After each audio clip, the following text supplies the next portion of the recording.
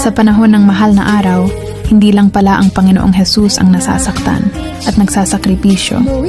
Minsan tayo rin, tahimik nating dinadala ang bigat ng puso, mga sugat at luhang hindi nakikita, mga iyak na hindi naririnig. Pero tulad niya, natutunan nating magpatawad kahit hindi tayo pinili. Magmahal kahit nasaktan at magpatuloy kahit ubos na. Hindi man ngayon pero darating din. Dahil ang Panginoong Hesukristo mismo ang patunay na ang paghihirap ay hindi katapusan kundi daan papunta sa pag-asa.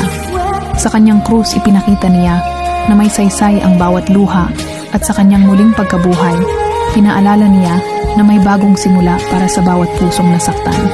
Kasi bawat sakit na tiniis mo, may muling pagkabuhay na naghihintay. Kaya kung pagod ka na, kumapit ka lang. Hindi ka nag-iisa. Dahil kung kinaya niya, kakayanin mo rin kasama siya.